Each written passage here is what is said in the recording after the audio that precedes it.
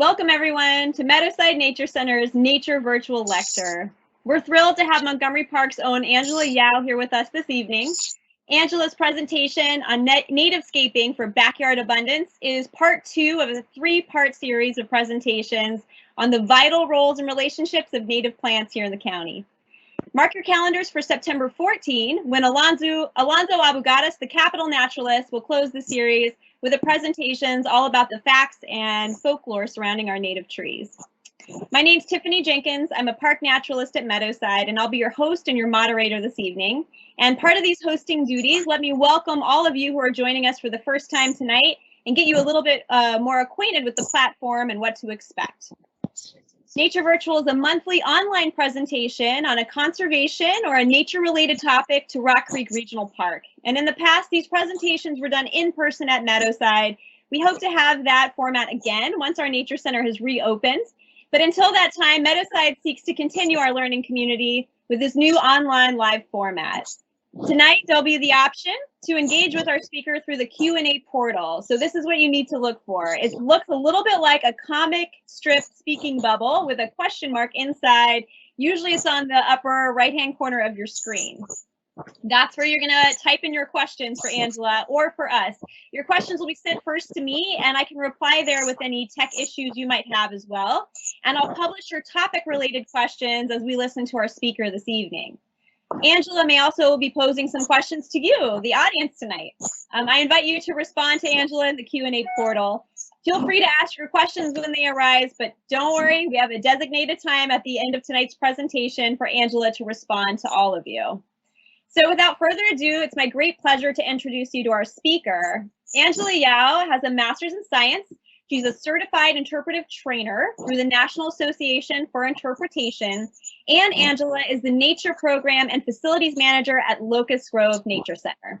Angela has been leading native wildflower walks, teaching about native plants, and creating abundant landscapes in parks and neighborhoods for over 20 years. She's leading the charge as Locust Grove focuses more on advocacy and education for native plants in urban and suburban landscapes throughout the county. Through their fall and spring native plant sales, Locust Grove gets thousands of native plants into our community every year. Welcome tonight, Angela. We really look forward to learning from you. Thank you so much, Tiffany. All right, I want to welcome everybody tonight. I'm so excited that you want to come and learn about nativescaping with us and get to know the plants that belong here in Maryland. These are our neighbors, and these are the plants that can create abundance in your own backyard. So I'm hoping to introduce this topic to you, give you a little bit of ideas about how to plan a landscape, things you need to consider, and also some great plant alternatives for common plants that are very popular. So we're looking tonight at nativescaping for backyard abundance. Why do we need to do this? Well, you might say you work for parks, parks are protected, and what's the problem? Well, we have many problems. And even though parks might be set aside as protected lands, and I hope you protect your own yard, we have issues with things called invasive plants and non-native plants. So invasive plants are any that are very aggressive. Non-native plants are those that are not native to here in Maryland, that aren't from here. And they cause lots of problems. They're taking over parks, they're eliminating and wiping out some of those native species and native plants. And really, they're our responsibility to take care of the land that we steward. So we do that for you in parks. And likewise, as homeowners, you do that with your own property and on any kind of private property. So it's really your responsibility to take care of that land and to steward that land. How do these invasive plants have impacts? Well, one of the major ones that's been shocking us the last couple of years is the news about Nandina and cedar waxwings. The cedar waxwing is that beautiful bird you see here, perched on Nandina, which is a very common landscape plant, heavenly bamboo. Where I came from in Florida, they were not allowed to sell it through nurseries, but here it's still being actively sold.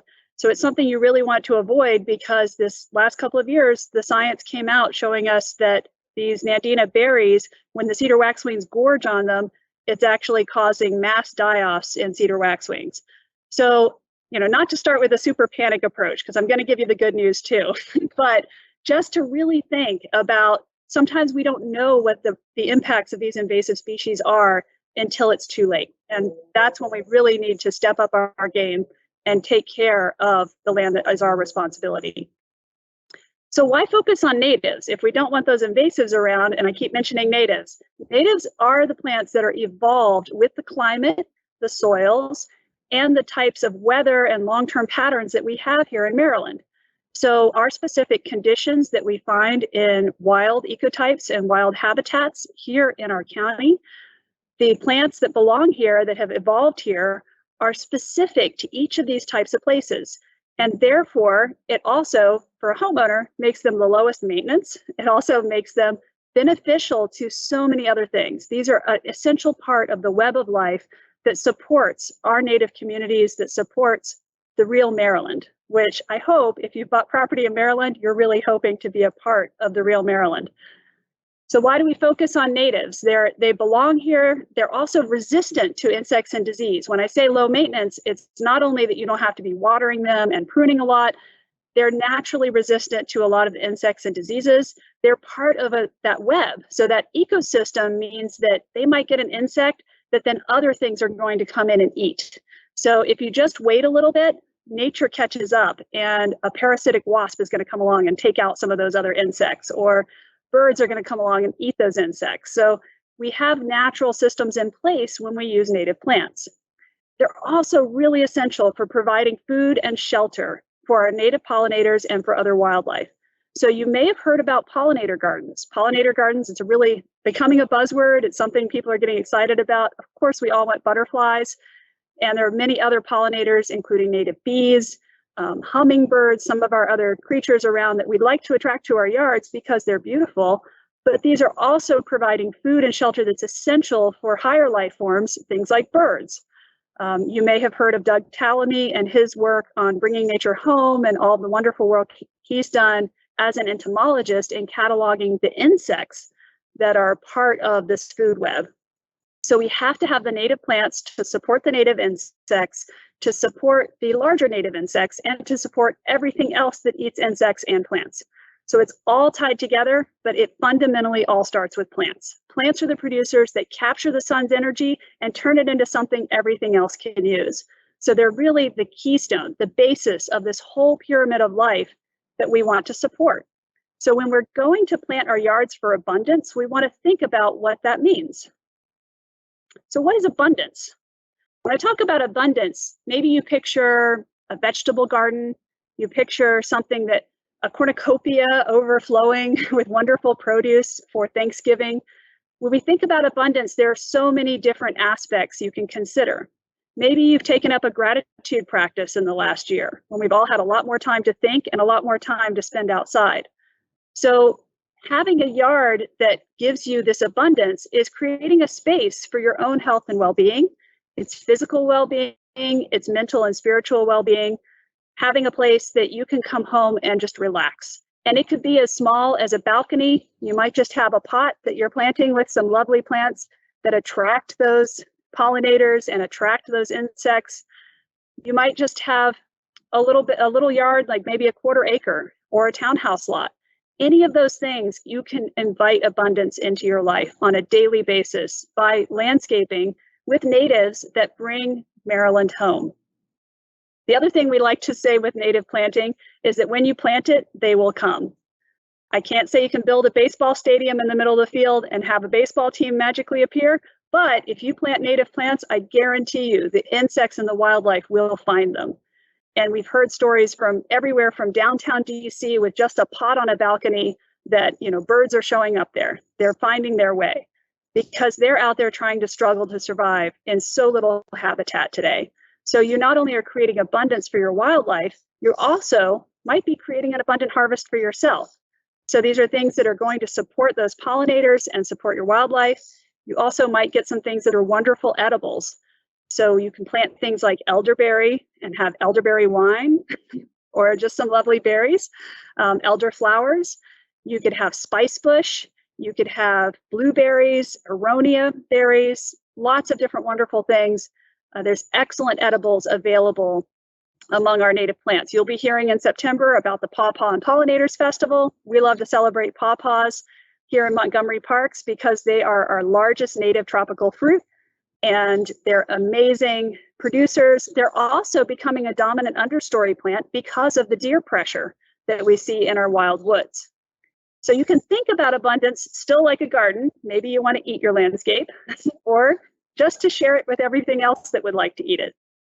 So think about how you're creating that space. That's what I mean when I say abundance. I think about that multifaceted approach.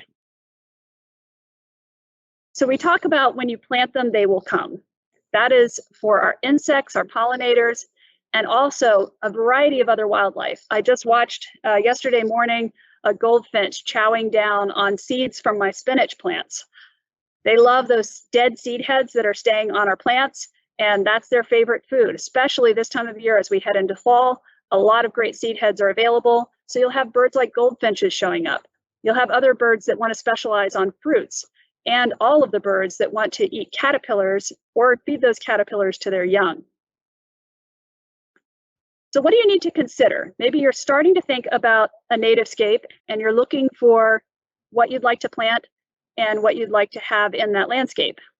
So first you need to look for the sun or the lack of it. So think about whether you get full sun, part sun, or shade, maybe full shade. It's okay because a lot of gardeners might panic when they see that they have no sun and maybe it's a full shade yard, but it's okay with native plants. They like it everywhere because remember I said at the beginning, they adapted in all of these different habitat types that we have here in Maryland. So they really do belong. Also consider your water. Do you have standing water on your property? Is it sometimes wet? Maybe it's really dry. Maybe you're not sure and you need to check. So the first two big things, and these are going to be labeled on almost every plant that you go to purchase, is what is the amount of sun? They're going to be labeled for sun, part shade, or full shade, and they might be labeled for wet, medium, or dry. Okay, what is medium? That's kind of confusing. Medium might mean that the soil is getting water on a regular basis, but maybe it's in the medium ground. It's in between. It's not standing water ever. It's not really water that's puddling. It's not water that's right at the top of the hill and going to be dry and clearing out. I notice in Maryland, because we have so much clay, there's a lot of concern about clay. And we do have a lot of clay in our soils, but these native plants mostly are evolved to stand that clay. You will see labeling for plants that need shade or need sand or other soils, sandy loam, loamy clay, clay loam. So you hear all these different combinations, and they actually mean different parts of the soil are in different balances when we're looking at soil types and putting our plants in the right place. So most of us have clay, and most of us have in this area what's considered heavy clay. So that heavy clay, you might be really concerned that you can't grow much in it. What I will tell you is you need a couple days after water in order to dig in your heavy clay. But our native plants are extremely tolerant. I like to say in one of my beds that I'm going to show you as an example later, that it was kind of like instead of planting a plant, I was actually cutting a hole in the ground and building a clay pot around the plant as I planted it. So sometimes it feels that way. And those plants have all thrived. So they're really tolerant and able to deal with a lot of those conditions. Then we want to think about design principles. So this is where, as you're looking at the plants that are available, that always inspires us. If you're a true gardener at heart, you want to take every plant home with you. So it's kind of hard to choose. So sometimes you want to think about your design. You're selecting by that sun, by the light and water conditions, but also thinking about the height and the shape of your beds. If you have something that's round, you might want the tallest plants in the center and coming down to shorter plants around the outside. If it's a flat bed against the house, you might want those tallest plants in the back. Also think about where something might shade another plant. Maybe you have all full sun beds and you'd like to have some of those part shade plants. Well, you could do that with strategic planting so that your tall plants shade out the smaller guys. So we want to think about how we're planting the height of the plants, what the shape of the beds is. Do we have something we really want to have as a focal point or a feature in that garden? Then we also want to consider all those artsy parts, looking at color, looking at texture, shapes, and blooms. With blooms, especially if we're attracting pollinators, we want to make sure we're covering a range of bloom times. So you're really planting things and selecting, like maybe you have a color palette you want to go with, but you're actually looking and saying that this one blooms maybe early spring April, May, and then we're going to overlap and have something next to it that's June, July, and then maybe something that's coming into August, September. So we can have a continuous bloom created. And I will strongly recommend some of our things that bloom in the wintertime, like witch hazel. That becomes a fundamental plant to have in the landscape. If you have room for a large shrub, witch hazel is blooming in the wintertime. So it really provides food when food is desperately needed by our wildlife. So how do you figure this out? I just gave you an easy example here, and I feel like this one's very approachable.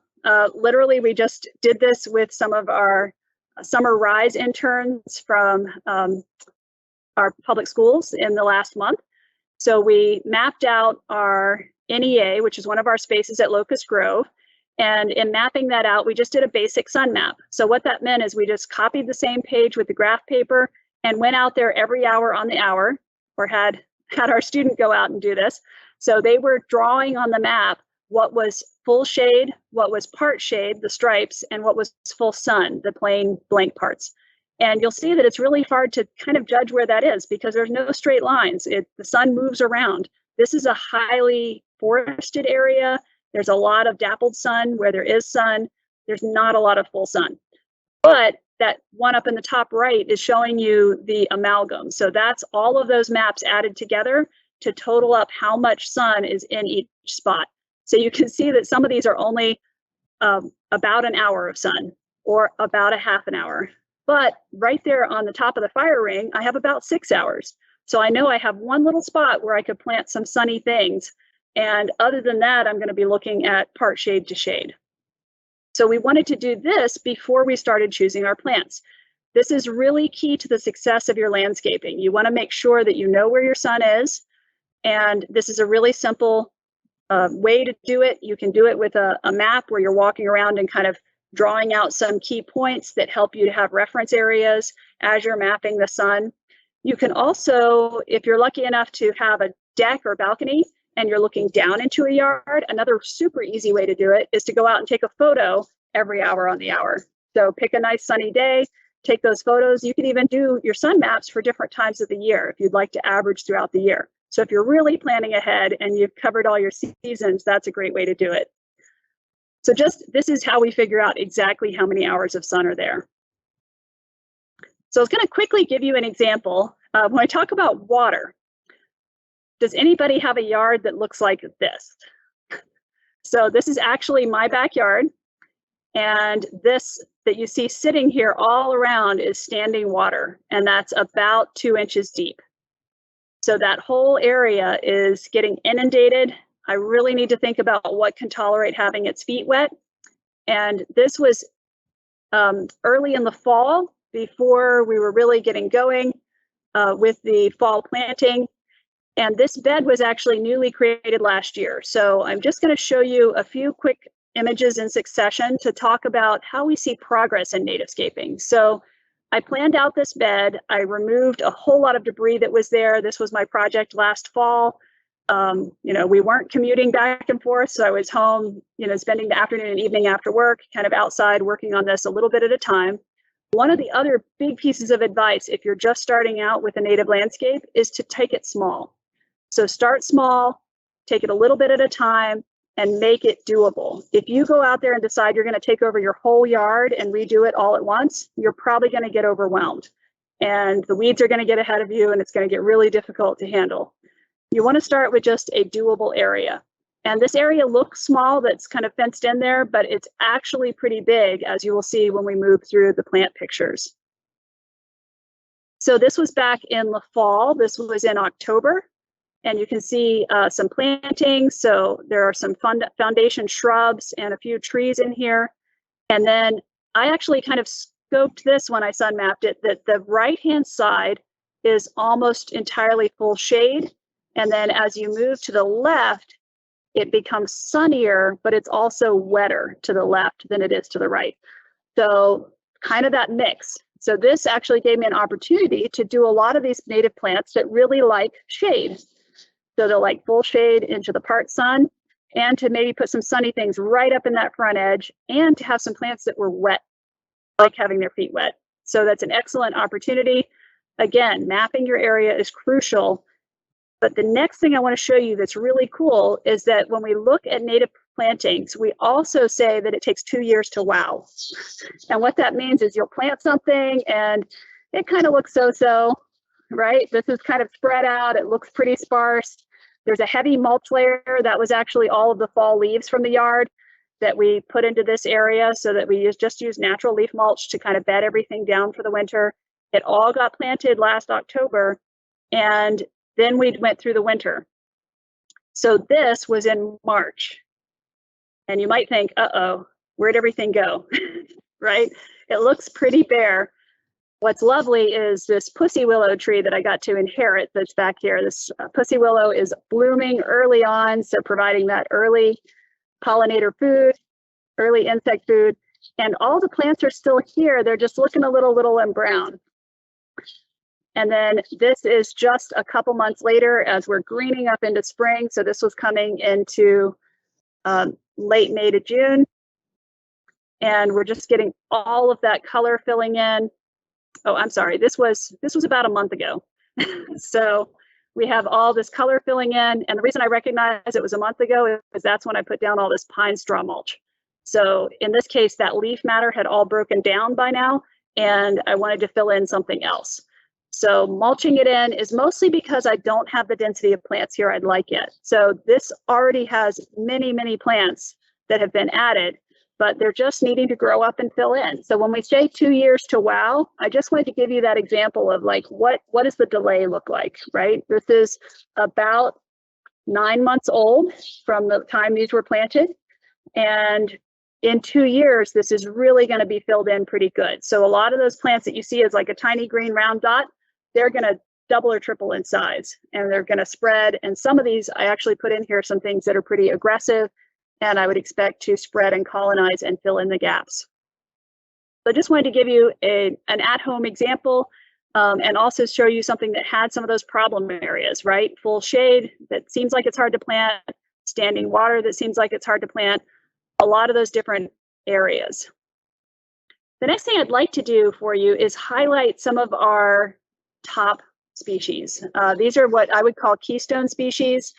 So a keystone in ecology is something that, like the keystone in an arch and a doorway, that keystone is the one that goes in the middle that holds the whole arch together architecturally and engineering wise.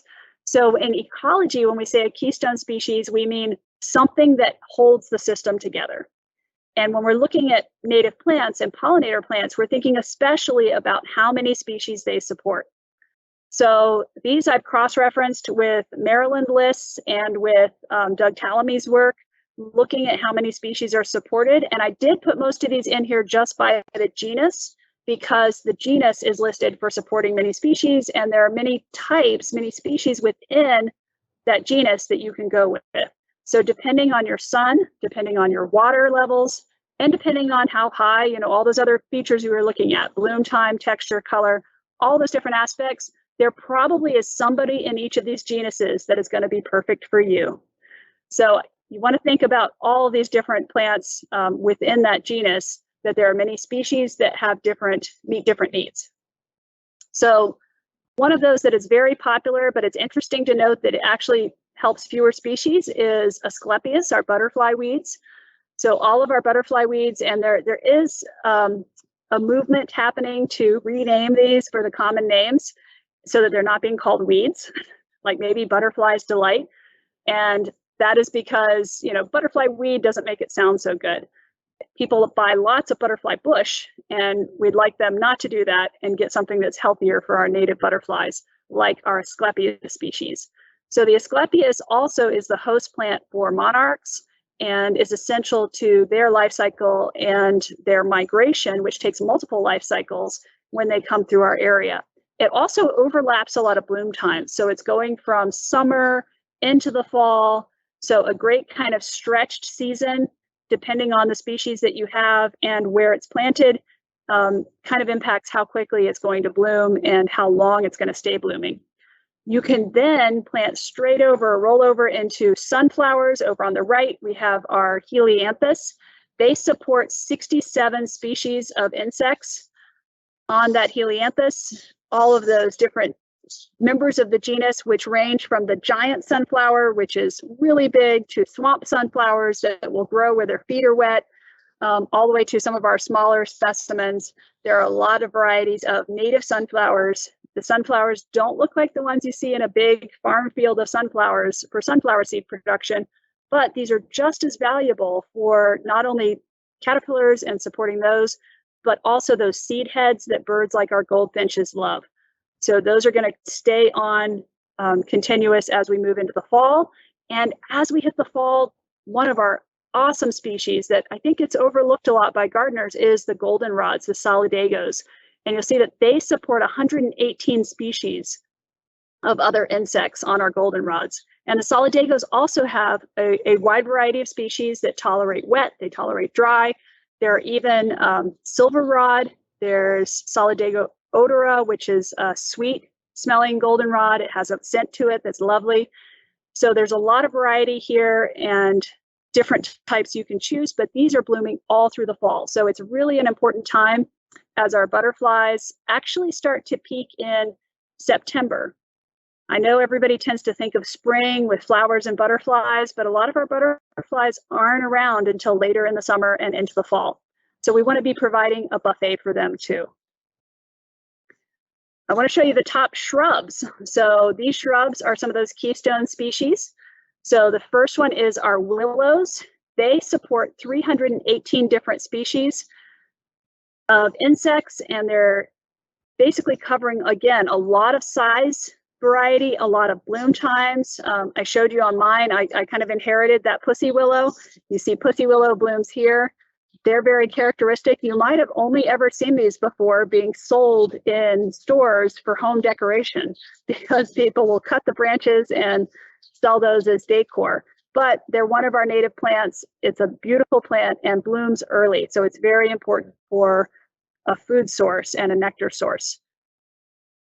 All right, the next one is actually more is the choke cherries. Over on the far right, those are all of our prunus species.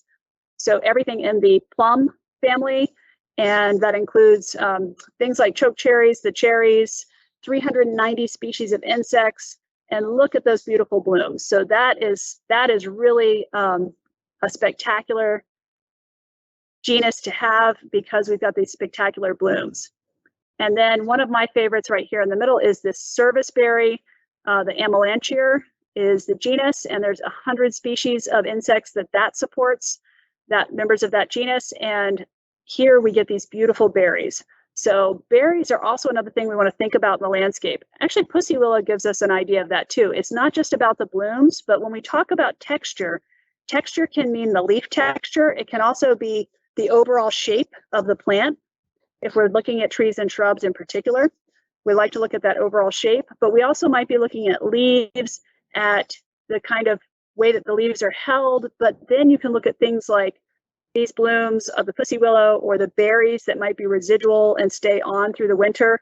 A lot of those become features that are really focal points and of interest in the wintertime when we don't have a lot of greenery to look at. So it's lovely to bring some color with something that retains berries through the wintertime. I highly recommend that for your shrubs, and you'll see several other shrub recommendations as we move ahead. All right, so I also want to show you some easy swaps. And what I mean here is there are many landscape plants. I mentioned the Nandina right at the beginning. So it was the first example I wanted to give you of what do you do if you have Nandina? Well, the simplest thing to do if you're being a responsible Nandina owner is to cut off the berries, okay? I'd prefer that you get rid of the plant and replace it. What we want to replace it with is something like Ilex verticillata there on the right-hand side. That is our native winterberry. So it is not evergreen. The leaves will fall, but the red berries stay on through the winter. And these are the berries that our cedar waxwings have evolved with. They have a high nutrient content, a high fat content, and more importantly, no cyanide.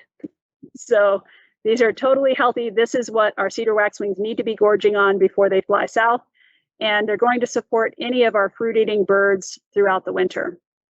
So that's an easy swap to do, to replace that with a beautiful native. And you'll actually, if you keep your eyes out in the wintertime when you're out on trails, you will see a lot of the winterberry with those retained red berries as well. Another very common invasive, I hope nobody intentionally has Japanese honeysuckle, but you probably have had it show up on your property of its own free will. What that actually is birds have eaten these berries and they've come and deposited, that's the nice biological word, they deposit the berries with a little dose of fertilizer if they sit along your fence or they sit on a shrub or tree in your yard. And so that Japanese honeysuckle gets a start right where it wants to be, where there's something to trellis on.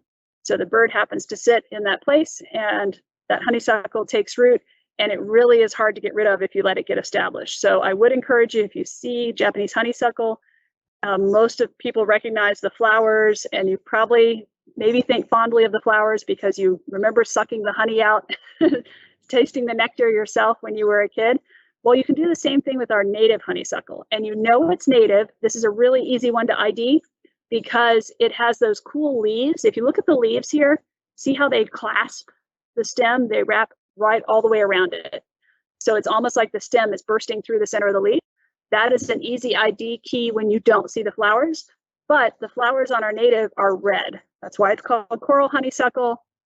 And that red flower gives it away because all the Japanese honeysuckle is either going to have white or yellow flowers. So that red flower is a great giveaway. You also have this waxy stem on our native honeysuckle. So it's what we call glaucous in botanical terminology, and that just means it has that waxy coating that also helps to protect it from predation. So this is a good one for deer not munching on it. Okay, another really common landscape plant that people have or have it as an invasive is Japanese barberry.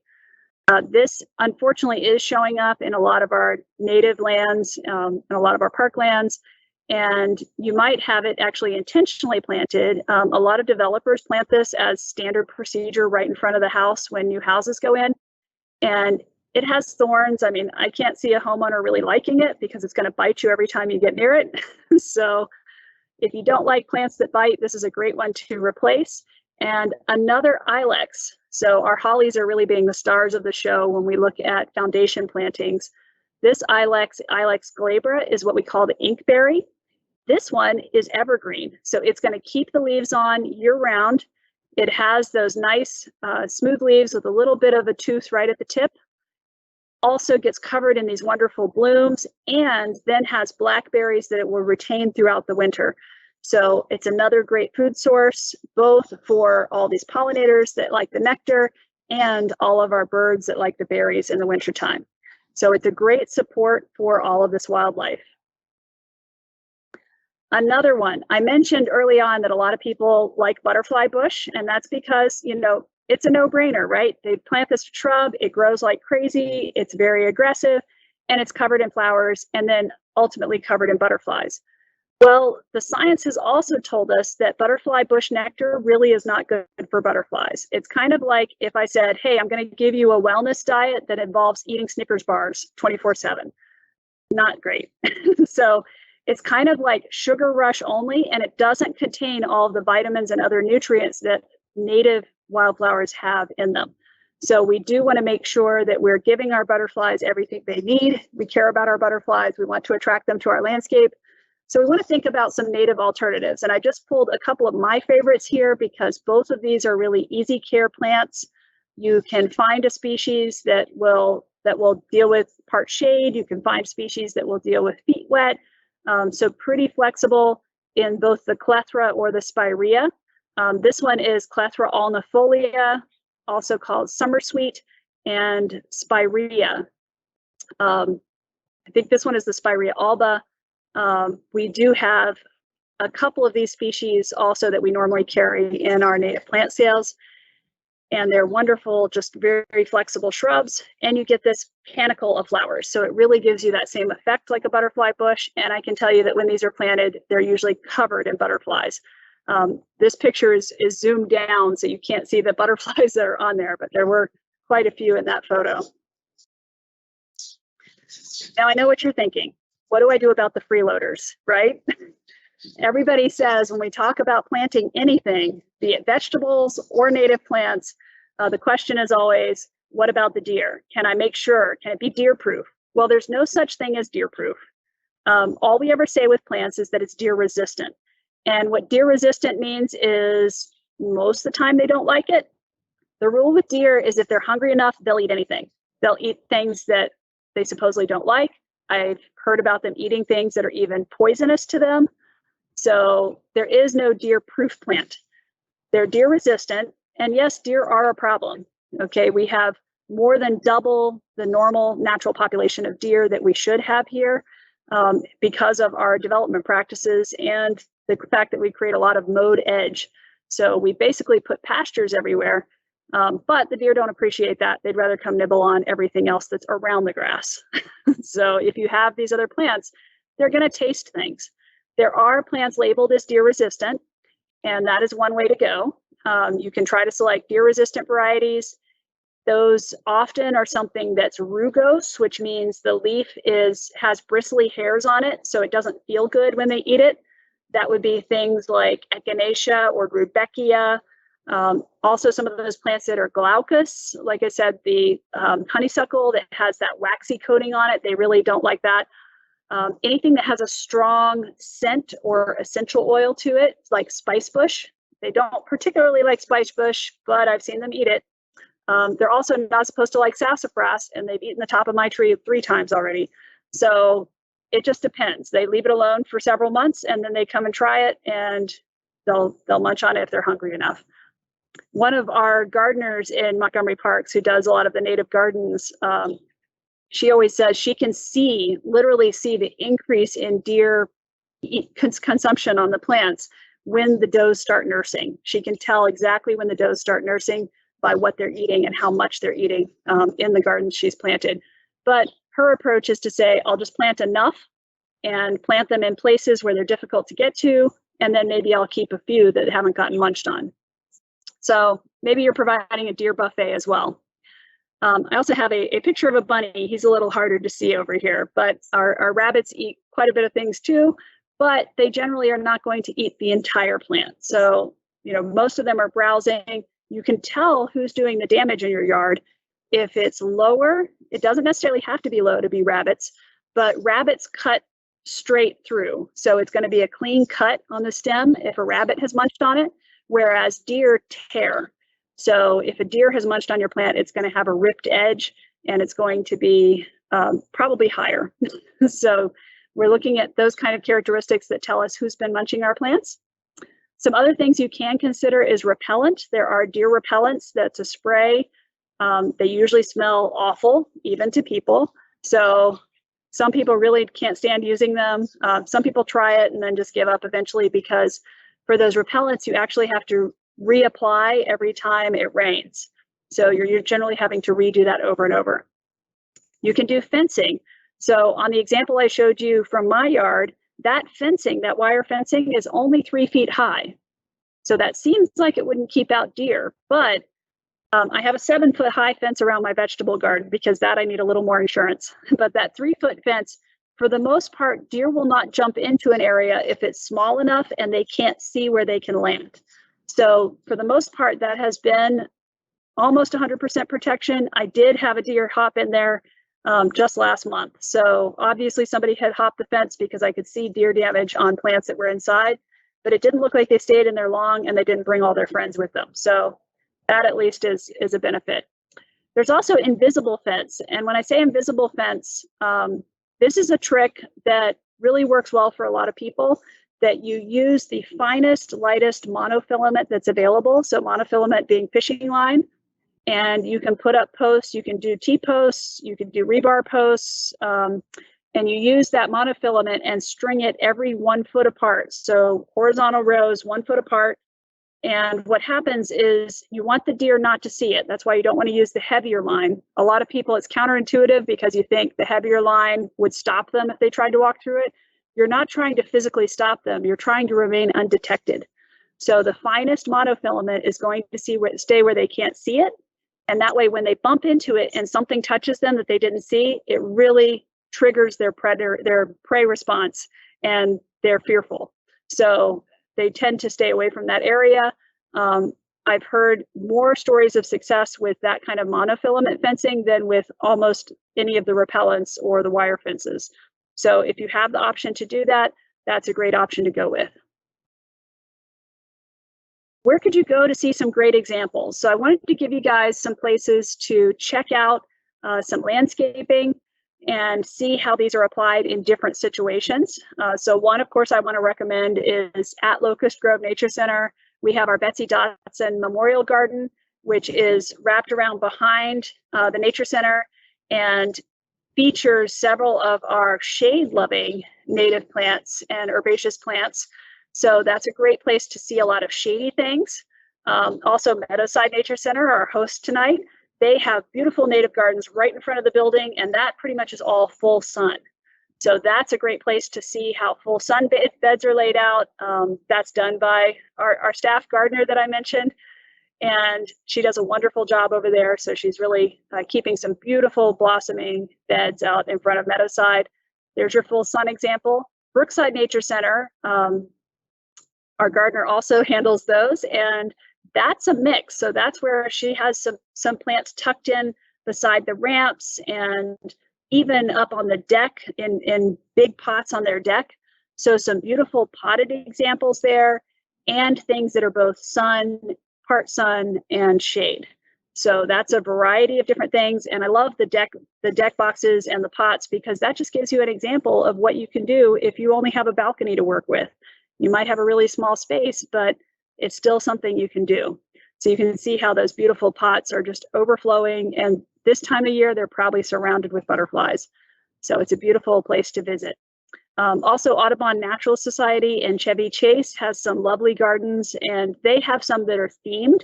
So you can see sort of a Japanese themed garden. They have more like the cottagey wildflower type of garden. So if you're looking for garden aesthetic and styles, they have several different examples in one place, which is kind of a nice thing to see. And then this example that I have here in the photo, this is the far left corner of my bed. And this photo I took just a couple days ago because I had been taking pictures of all the lovely butterflies on this ironweed that's here in the, sorry, not ironweed, Joe Pye weed that's here in the back. Ironweed would be taller and more magenta. So the Joe Pye weed is growing here in the back and was covered in butterflies. And now the Asclepias, the milkweed, is blooming right out front. And I love how these two totally match each other. So I'm definitely going to be adding more of both of these kind of in a border all across the back. And you'll see I also have iris tucked in there. So that's how wet that is. It's wet enough for the iris to be perfectly happy. They get their feet wet. And then I have a nice big elderberry that will fill in over here on the left. So for right now, I've planted a lot of these short things, even though it's in the back, because they will start to fill in, and I'll keep moving them forward as these shrubs fill in the back. So I just wanted to have as many butterflies as possible for now, and that's really what we're getting. There's a little spice bush swallowtail hanging out right there on the front. All right, so I wanted to share with you guys also a few resources here around the county. So I gave you some places to go look at plants and see gardens and landscapes set up. If you'd like more information about removing invasives and identifying invasives, and especially if you'd like to come volunteer to get some hands-on experience removing invasives in parks, please check out our Montgomery County Weed Warriors program. I know this website link is really long and you guys don't get live links in the presentation. So if you just go to Montgomery Parks and it's up there under the Caring for Our Parks, then you can find the Weed Warriors. Or you could just Google Weed Warriors MoCo, it'll show up. So we have a wonderful program for Weed Warriors. They have 2 different tiers of training now, so you can quickly and easily do the first tier of training, which is all about invasive vines.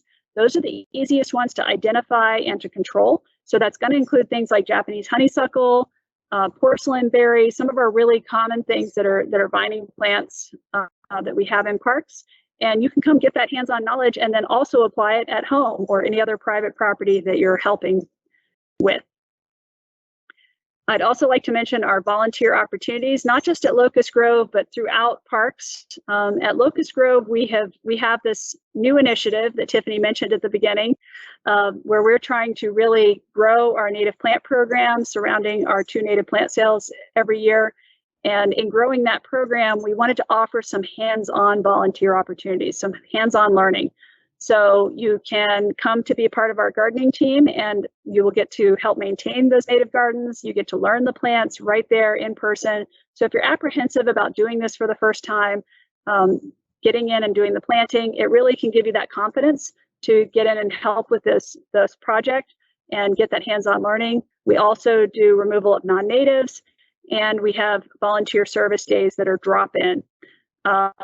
Several of our other nature centers also offer various volunteer opportunities, and I believe almost every nature center has a volunteer gardening opportunity. One other new thing we've added at Locust Grove is we're now doing stewardship plots, which is kind of like a community garden plot, but that plot is available, and we're having people adopt those or come in as volunteers on those drop-in days and work in those different areas to remove the invasives and to replant natives. So we're trying to bring back habitat in those areas and let it really be an example of what can grow there in that upper meadow habitat. Where can you find the right plants? Well, as you're planning, there's a lot of great resources out there. One of them is right here on the screen, the Landscaping with Native Plants from the Maryland Native Plant Society. That's a lovely little booklet. We usually have that available at our native plant sales, and I think it's available anywhere that Maryland Native Plant Society is hosting sales. So it's a great resource to get. It's only like $1 for a copy just to cover printing costs. And those are freely available and easy to find. There's a lot of other resources out there. So some great websites. National Wildlife Federation has actually started doing some mapping. So you can go in and put your zip code, and it will tell you the top native plants for your area and how many species they support. So that's one of those places to find that if you want to prioritize by how much abundance you can bring in wildlife to your yard. That's a great place to look up those plants and figure out what you'd like to have. We also have Maryland Native Plant Society and of course our own mocoparks.org under the LG Plant Native. That's the quick link to get to our native plant sale page. But at the bottom of the page, we're also constantly building the plant info sheet. And that really is like a quick visual guide to all the plants that are available. And there we actually keep the information for all the plants we've had available in either fall or spring. So it doesn't always match what we're selling at that time, but it still is a great resource, and people like to use that for planning. So I want to thank you all for giving me the opportunity to share with you today. Just another photo to share with you. This is the kind of backyard abundance I love to have. This was the second clutch of tree swallows that we hatched in one of our bluebird boxes this year, right out back. So I'm sure these babies were being fed some of the flying insects that were attracted to the plants that we had in the yard.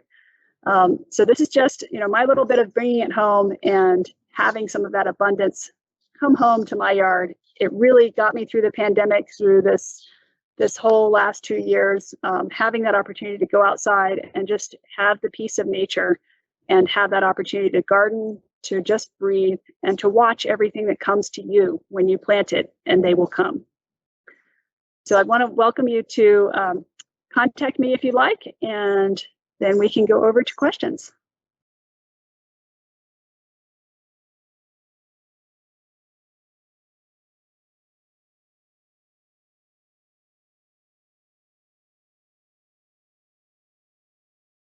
Tiffany?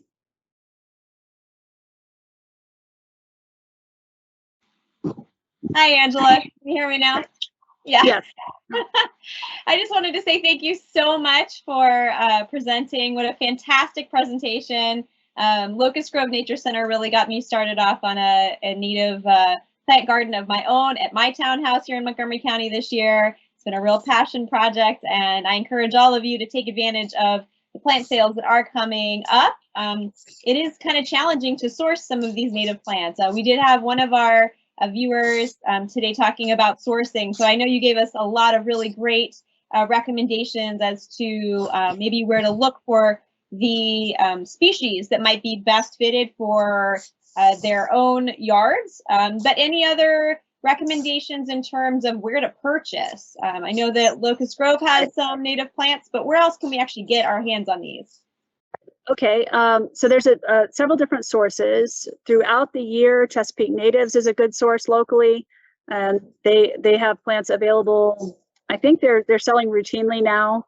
Now that the pandemic thing kind of calmed down, We all did a big pivot last year. So we had canceled all of our spring programs, and then we basically had a 2-week turnaround where we decided to go ahead with the plant sale and make it happen.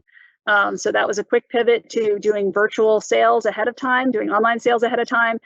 And that has been very successful. So probably even as we go back to full regular sales, we'll continue to do pre-orders and offer those ahead of time. And I notice a lot of the other nurseries are still doing things like pre-order. So I think Chesapeake Natives does pre-order. That Maryland Native Plant Society page that I had there, that actually has listings of all kinds of nurseries and routine sales. So if there's something that happens, like an organization does a sale once a year, that usually will be listed there with Maryland Native Plant Society. So that's kind of the go-to for a list. They don't all list what plants they have. So you might have to really do some digging through websites. Some nurseries have plant lists online, some do not. So if you're looking for something really specific, you're probably gonna have to do some digging. But the good news is, unlike the old days where you had to drive to the nursery and go walk around looking for it, a lot of them have it online now. So you can quickly check a list. You might have to download a separate plant list, or it might be presented through the website. So it just depends how they're set up. We have our plant list for the fall sale just went live this last Sunday. So the 15th was when it went live. So the list is there. There's a plant planning form that is available. And that is so that you can start to decide what plants you want and you can plan your order. And then we have 2 call-in dates. And the first of those will be on September 1st to have call-in orders to do those pre-orders. And then we'll have a live sale in person September 18th and 19th. And that'll be from 10 a.m. to 2 p.m. at Locust Grove Nature Center, which is in Cabin John Regional Park. Excellent. Thank you so much. I know that some of our other viewers were also concerned about maintaining these gardens once you get them going, because they are so abundant and so attractive to wildlife, which is exactly why we want them, right? But at the same time, we do want them to survive the deer and the rabbits. So you gave a lot of really great examples on how to maybe keep the rabbits out with the repellents. I really love the monofilament. What a great idea. That's a great one. In terms of rabbits, do you have any other ideas? Barbara was asking a little bit about how to maintain your garden with rabbits when they're just eating it all every time you plant. Well, if you really want to keep them out, then when you do that shorter fencing, if you have a smaller bed and you just choose to go with that shorter wire fencing, they have some that has smaller spacing at one side for the rabbits. So you can buy one that has that tighter spacing to put that side at the bottom and it keeps the rabbits out. That's one option, or using chicken wire is an option, like stretching chicken wire around the bottom of a fence. Even if you did the monofilament for the deer, you could actually do the chicken wire low and then put the monofilament above that. So I've seen people do that too. For mine, like the rabbits hop right through that 2-inch by 4-inch wire. That's perfect body size for them. They're right there. They're like rodents. If they can get their head through, they can get in. So they're able to hop right in, but they're really not eating much in there. They prefer the clover that's out in the grass, for my yard at least. But if you really need to keep them out of an area, basically they're easier to fence out because they only have a limited distance that they could jump or get over something. And it's much easier to do a low fence, and it's pretty unobtrusive. Like chicken wire also kind of visually disappears, which is nice. If you really wanted, you could get the green dipped kind, and the green fencing just disappears pretty much. So you're just going to see like whatever posts you have there. Excellent, thank you. So we did have another question that came in about knowing whether we're getting sort of real natives, right? And so the question is there, we go walk around some of these native plant nurseries or just other nurseries, and they have a native section, but some of them might be cultivars. Some, we're not sure where they're actually coming from. So Jeff was asking, how can we be like reasonably assured that we're getting real natives in contrast to, like the right genus but the wrong species, and also not overly selected cultivars? That's definitely one that's been in my mind. So the issue with cultivars, so cultivars have been selectively bred to select for specific traits. And that's not always a bad thing. They can still be very useful, but some cultivars have been in production so long that like scientifically, we think they're losing some of that value. It starts to become like the butterfly bush. It starts to become more candy than less nutrients. So we're kind of looking at that whole piece. The way you can identify a cultivar is that a cultivar always has like a single parentheses. So instead of like regular parentheses, it's not quotes, but if it has single parentheses and it has a name. So like at our plant sale, we have a Monarda that's Claire Grace. And Claire Grace is the cultivar name. For ours, we are offering a few cultivars, but we've separated them in our plant list. So they're easy to identify what's a cultivar. We also have a few plants that we'll carry that are native to North America, but not necessarily here. And that's because they're major favorites like Echinacea purpurea. The purple coneflower is super popular in a lot of our landscapes because it's deer resistant and the pollinators love it. So it's something a lot of people want, but it isn't documented for Maryland. So it's native next door, just not to our state. So we have that listed as a North American native. So it really depends on the source. Maryland Native Plant Society actually also has a card. If you go to their website, they have a card of questions you should be asking when you're buying native plants. And it includes things like, what ecotype is this? Where is it coming from? That is actually one of the things that sets our plant sales apart. I think Chesapeake Natives also is pretty good about having local ecotypes. For our native plant sale, almost all of our herbaceous plants on our list are cultivated from local ecotypes, which means they're actually from Montgomery County. So our horticulture team is actually going out and getting seeds or cuttings in parks. So we're always letting them know if we see something really cool that's not in production yet. Sometimes the answer is that's too hard to grow and it's just not worth it, or it's too hard to get the seed. So there are some really cool plants that we're producing that I've even had people shop at the native plant sale from other nurseries because they want to get a plant that isn't in broad cultivation.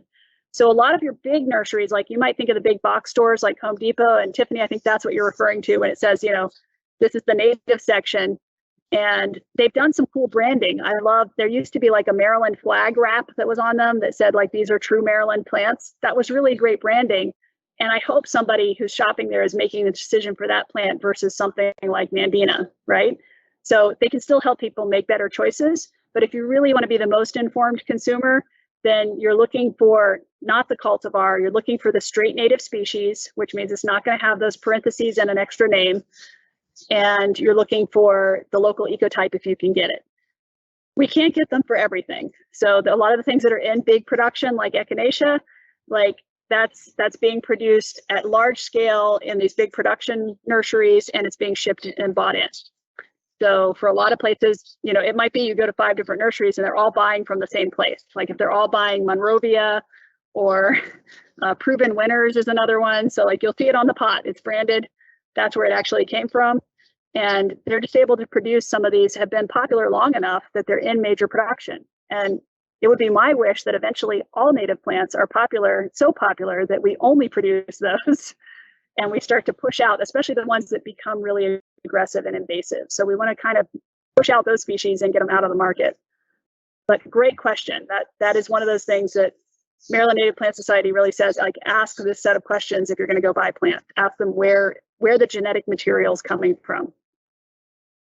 Excellent. Thank you.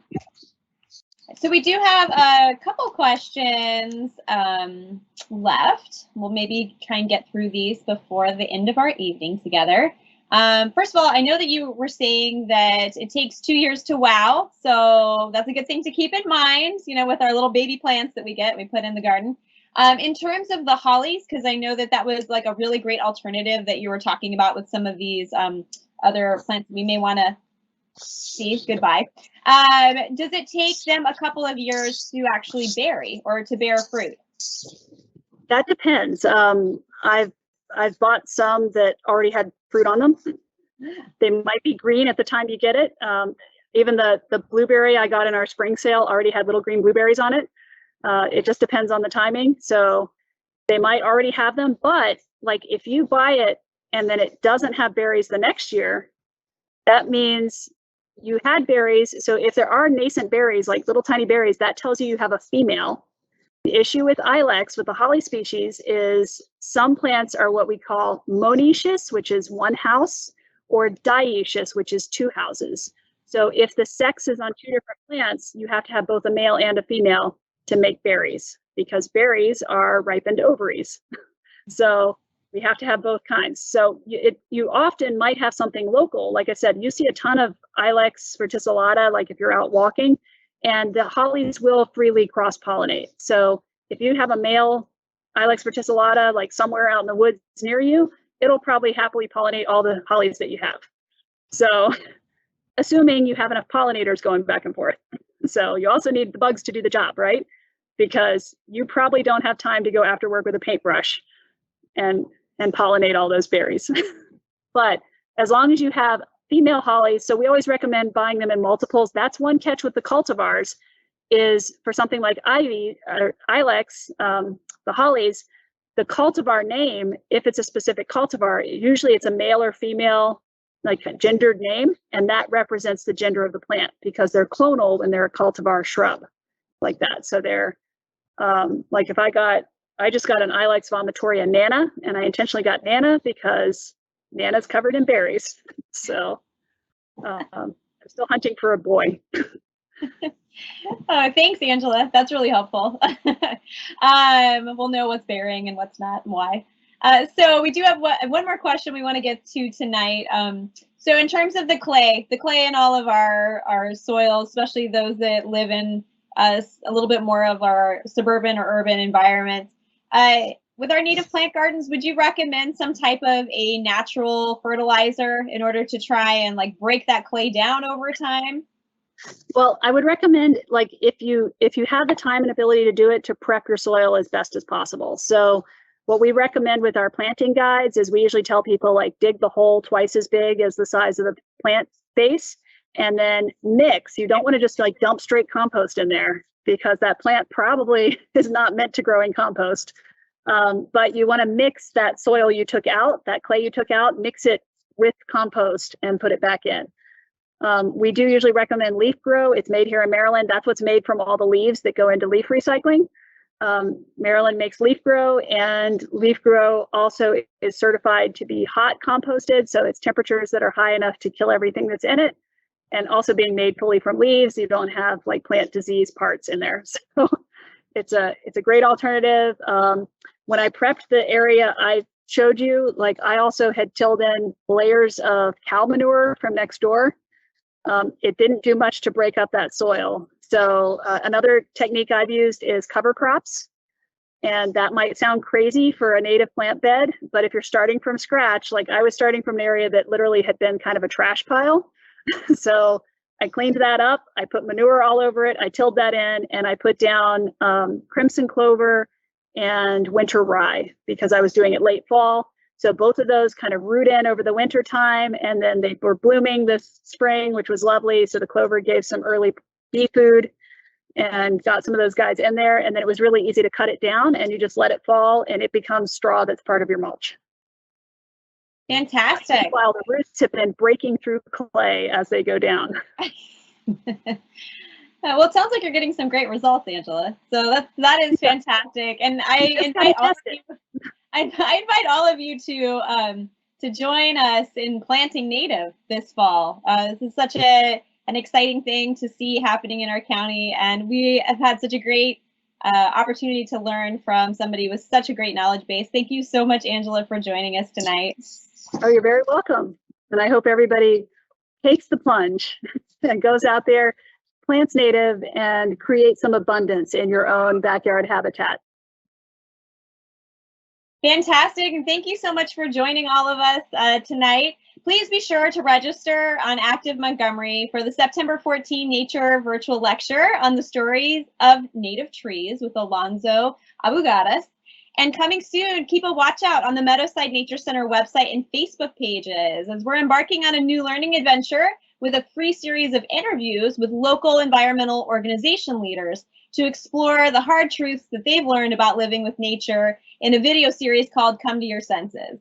With that, I wish all of you a good night.